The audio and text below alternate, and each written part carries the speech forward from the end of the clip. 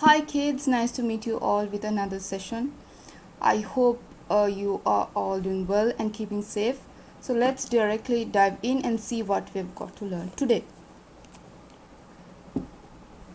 We are going to sense movement in a room using a PIR motion sensor, and we are also going to control an LED by connecting up a circuit breadboard and some simple Arduino code. We have worked with so many types of code during the past sessions, but this is going to be another simple Arduino code which is going to be fantastic. Also, we'll be using the Tinkercad circuit to simulate our circuit. Right. I told you that we will be learning to sense movement today. What is it about? Sensing a movement. Why do we have to sense a movement? Sensing movement means that we are going to sense some motion, or we are going to sense if a person moves from one place to another, that particular movement is going to be sensed. So in another way to explain, you can look at this GIF, which is right there in your screens. What are those two trying to do? Are they trying to rob something? They look like robbers, right? Because they look very confused and also scary. They look scared, and it says motion detector down there, meaning these types of motion detectors light up a bulb only when it detects a motion. If somebody moves from a particular range, say from point A to point B, then it is going to detect that motion by lighting up a light. So which means when these two people were somewhere far away from this range, the light was all off. But just as these two guys enter the range, it's going to give up the light. It's going to light up. So this is what is meant by sensing the movement. So in this GIF, the movement is sensed by lighting up a light.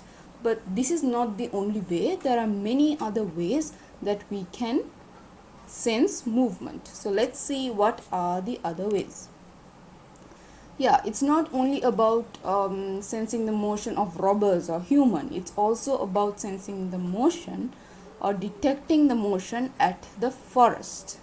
Okay, so can you see these animals over there? Where do you see them usually?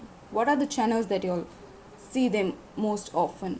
I'm very sure Nat Geo, Discovery, Animal Planet. So how do you think these channels get a footage or a picture or a video clip in such a close manner? When I was a kid, I used to think, how come?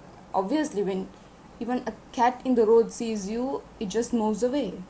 But these people, these channels are able to get them in such a close up, and it made me wonder. But later I figured out it was all because of these motion detectors. Okay, so this is also a type of motion detector, that which works, that which detects the motion of the animal, the movement of the animal in pictures or as a footage or as a video clip. So this is not about lighting up a light like the previous case. It does not light up any light, because obviously when it lights up a light, the animal is just going to run away. Okay, so here it's going to take an image of it or a video clip of it, and that's how it senses the motion. So this is a type of a device, a camera you can say, which is able to detect these types of animal movements. So let's see what are the other applications and where else are these types of motion detectors are used.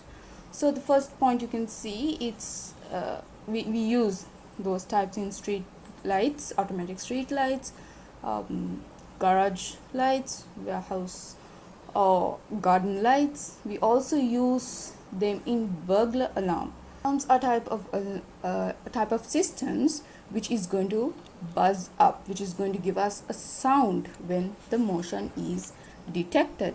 So look at this image over here. Do you see the alarm, the alarm buzzing up when the motion is detected? So that's another robot over there. So yeah, so we also have security cameras as motion detectors, and also industrial automation control, and we even have stripes of LED which lights up. That's basically for designing purposes at homes. So this picture the range that is that the sensor, so all these motion detectors work by a sensor. So actually the sensor only allows the motion to be detected. Just a system of wires is not going to make any detection, but we have this special sensor which is able to detect the motion, and that sensor is able to detect motion between a particular range. So what are the things that we need to carry on our circuit? We need the Arduino Uno board, the cable, we need our breadboard, we need this special PIR motion sensor which we will be learning more about in the upcoming slides. We need an LED, we need the 220 ohm resistor as well. You very well know 220 ohm resistor is red, brown and gold. Right, looking into our circuit diagram, here we can see the PIR sensor that we will be using in our Tinkercad. So we have three pins, three separate paths for the connection from the pins. So one will be the ground, again power, and then the signal connection from the sensor to the Arduino board.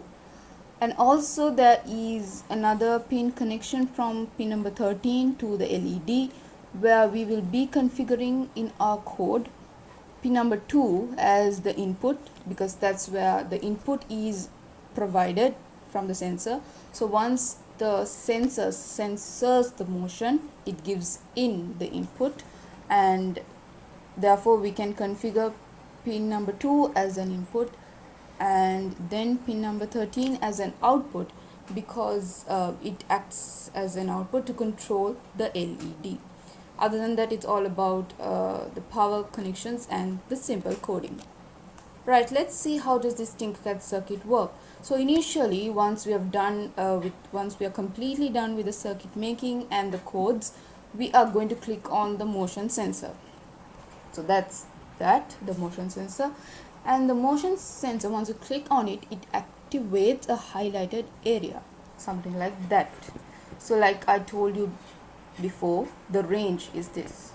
So this is the range that will be shown in our Tinkercad simulation. So after you figure out this range, we will be clicking and dragging the object circle to represent movement. So as you can see the object circle over here, so we will be dragging it, like when you click on it, it just works smooth. So you just click on it and then drag it all over the range. You will see the LED lights up. But if you bring it out of the range, so somewhere like here, so now in this pitch you can see it's a bit away from the midpoint, so you bring it totally out of the range, it's not going to light up. The LED is not going to light up, right? So that's how this simple and very interesting system works. Alright, so let's see how this sensor works. So this is a motion sensor, and it's a device that notices moving objects and which is able to distinguish between an object and human. It is also able to produce an energy. All warm-blooded animals produce IR radiation. So this is a special thing to note. As you can see here, when you remove this plastic clip of the sensor, you can see that's a Fresnel lens. So once you remove the particular lens, we are able to see the sensor. That's a pyroelectric sensor, right? So this is a sensor that activates when it is closer to any energy or to any type of radiation. So we ourselves, humans, animals, all warm-blooded animals produce IR radiation. So the pyroelectric sensor that is situated right here is able to detect a range of about 120 degrees, where this sensor actually activates is close only when it is close enough to some heat. So when a human or an animal body is detected within the range that the sensor will be sensing, these bodies emit the IR radiation, because they are all warm-blooded and we all emit IR radiation. So that radiation is detected as heat from the sensor and then it activates. Passive is because this term pyroelectric sensor does not use any energy externally, but it uses the energy that is being reflected, or that is being given out from these bodies. So that's why it's called as passive, whereas the sensor itself, the device as a whole, is not giving out any energy. It works on the energy that is being given out from the other objects. So that's why it's called the uh, passive infrared sensor, PIR sensor. Covered. Let's move on and see what else is there. So types of motion sensors is not only about the sensor that we spoke about, the PIR sensor. Like you saw, for the different applications and different detection, depending on the project, depending on the work you are doing, the motion sensor can differ. So there are types such as the active infrared sensors, which gives out the whole array of beams like that. So when a person crosses it, it's going to give a detection right there. And there's also mini ultrasonic motion detector, microwave radar motion sensor. This is working by the microwave radiation, whereas some of them are ultrasonic, some of them are infrared. So you can see the differences. And here it's a 360-degree PIR motion. So unlike ours is a 120-degree range detection sensor, but there are also 360, so full range covering PIR motion, which are mostly used at the camps to be safe when any animal is entering to your camping point. It gives a detection by an alarm or light, so it's fully covering as 360. And there are also sensors which uses dual technology, like the PIR and the microwave. The steps to build the circuit for today is about the Arduino and the breadboard connections, and we are going to add the motion sensor, that's the PIR motion sensor, and we are going to add an LED and the 220 ohm resistor. We are going to code it and then simulate it, check the readings on the serial monitor, and we are going to test it. Right, just like how we have dealt with ADC, analog to digital conversion, here also the motion sensor is our analog signal, and through the ADC, that's the analog to digital conversion, it's going to convert the signals to a digital form, which is understood more by our Arduino board. Right, and here also we will be seeing the sensor values pouring in onto our serial monitor. So when the sensor is activated and when the circle object, when it is within the range, it's going to say the sensor is activated, and when it is out of the range, it's going to say the sensor is deactivated. Right, let's get started and log on to www.tinkercad.com and create a new circuit.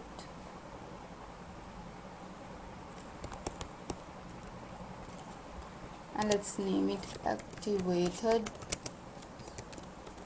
smart light, so we are able to retrieve our work once we have worked with it. Yeah, and let's drag and drop all of it to the working space.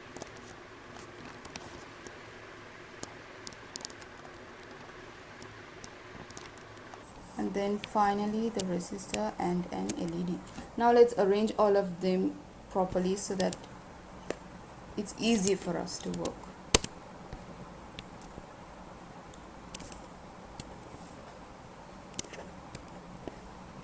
Have the sensor somewhere here, and before you bring the resistor into the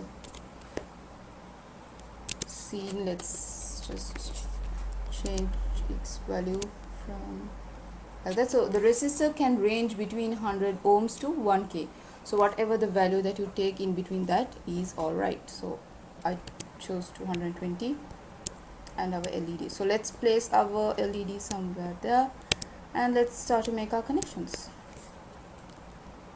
First let's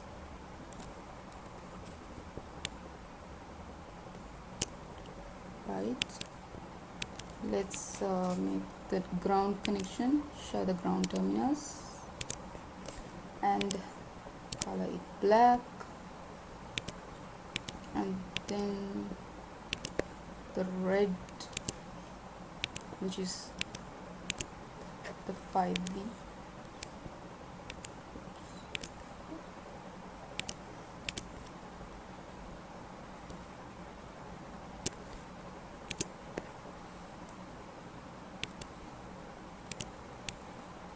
Yeah, so we can adjust the wires that way to make it look proper.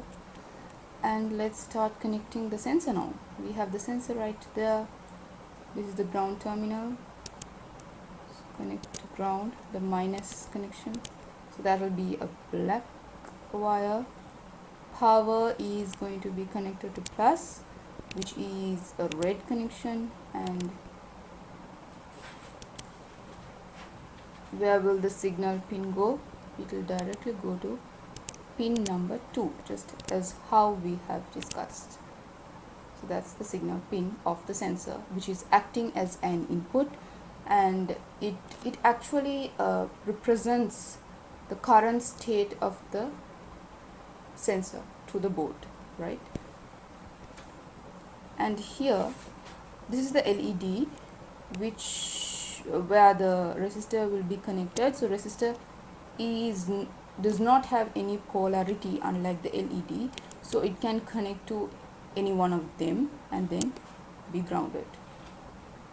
So the LED will be connected to pin number 13, and that will be acting as an output.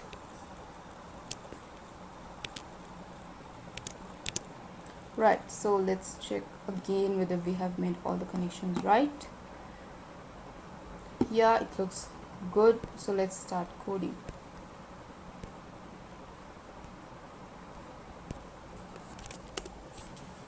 We are going to introduce a variable called sensor state, and that will be equal to 0. So this is creating a variable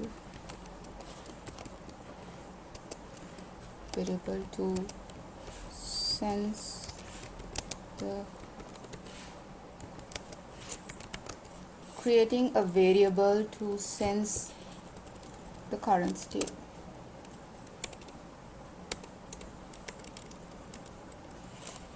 So let's have it as a comment. Then let's start off with void loop setup.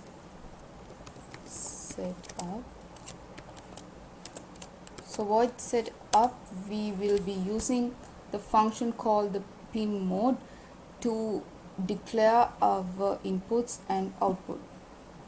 So let's type pin mode. Pin number 2 will be our input. Pin mode. Pin 13 will be the output, which controls the LED and serial. We also need the status to be monitored by the serial monitor, so let's also initialize our serial communication between the Arduino board and our PC. So serial begin 9600. So for those who are wondering what this 9600 is, 9600 is nothing but the rate at which the serial communication happens.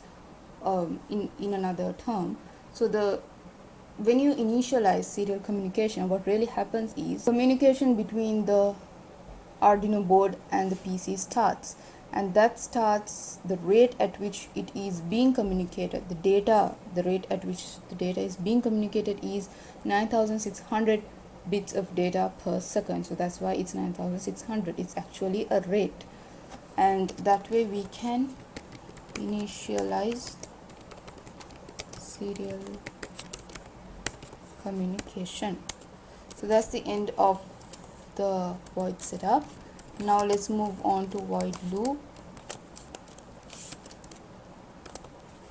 So in void loop, let's say the sensor state is the digital read that is obtained from pin number 2. So what we are doing right here is equalizing the sensor state to the sensor readings that's given into the system by signal pin number 2, right? So that's why sensor state equals, so initially we gave a variable called the sensor state, and now we are saying the sensor state means it's not pin number 13 or any other number, but always take the digital read from pin number 2. Why? Because our sensor is connected to pin number 2, right? So here we will say read the data to the sensor, or we can even say digital input. It reads the data of, let's say, of the digital input.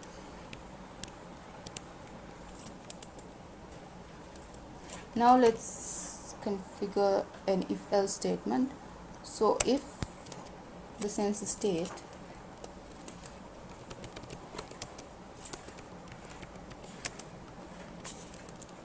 make sure you don't keep spaces in between these. If sensor state is high, meaning if the sensor is high, that means it has changed the state from off to on. In a case like this, where it's high, when the sensor is actually working, where it has detected a motion in its particular range and it has started working, so at a state like that,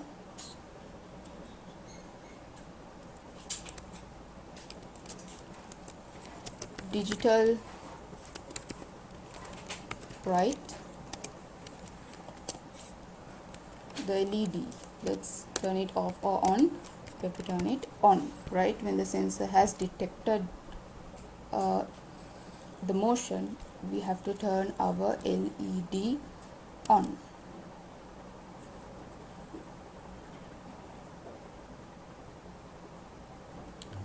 And at the same time, let's type that in our serial monitor as serial.println. Let's type it sensor activated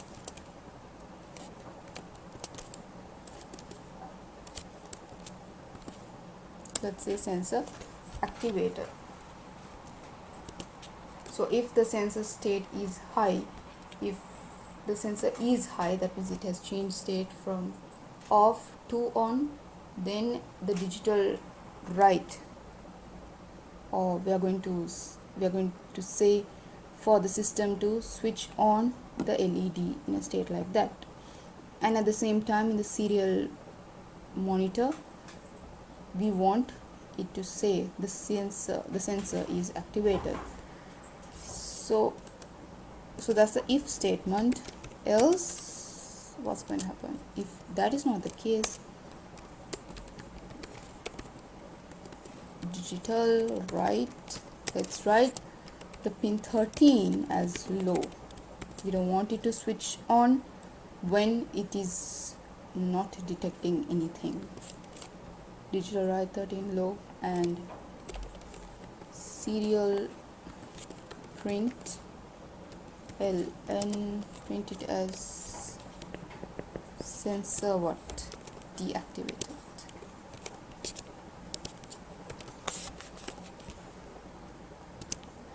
Have a semicolon over there, and let's close bracket. So before I close the entire void loop, I would like to have another delay of about 10 milliseconds so that the system functions properly. Okay, now let's read it from the beginning. In sensor state equals to 0, that's creating a variable to sense the current state of the sensor. Then void set up, we are going to use the function called pin mode to configure the inputs and the output. So pin number 2, which is connected to the PIR sensor, will be the input, and pin number 13, which is connected to the LED, will be the output. Also serial begin 9600, meaning the communication starts from the Arduino board to the computer via the USB, and that will happen at a rate of 9600 bits per second. So that's the void set up. And void loop, we are going to say the sensor state means you must read the digital pin number 2, not any other pin, because that is the pin which is connected to the sensor. And if this particular sensor state, if it is high, if this sensor has detected any motion within that range, then switch on the LED and print in our monitor as serial sensor activated. If not for that condition, we are telling the system to off the LED and to type on the serial monitor as sensor deactivated, and that's the closing bracket of the else section. And before the ending of the whole void loop, there is a delay of 10 milliseconds which enables for the program to run better, right? So now let's see how it is being simulated. Right, it is working. So let's have the serial monitor right there. So as you can see, the serial monitor is showing that it is deactivated because I have not touched the range yet. So once I do that, I'll just move the circuit to the corner so that you can see the range and the LED properly. So this is a circle object that I mentioned in the slides before. So when you click on it, you will see the sensor is activated. So sensor activated is red in the serial monitor. Again click on it, it's all activated within the range, and then the light is going to switch on. You can see the LED switching on. Come out of the range and be there for some time, and it would say the sensor is deactivated, right? So this is where the delays come into play. It gives a pause and then gives out the output right there on the serial monitor.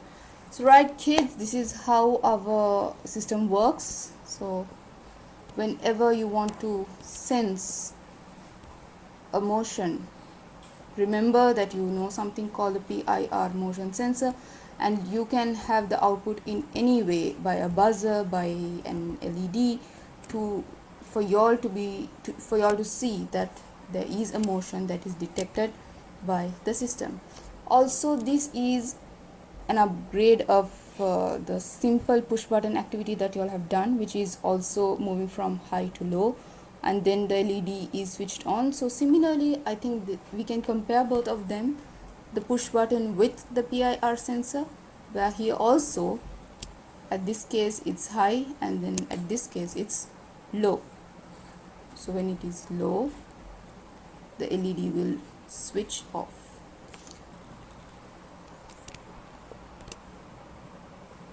Okay kids, that's all for the today's session. I hope you've all learned and understood with what has been taught.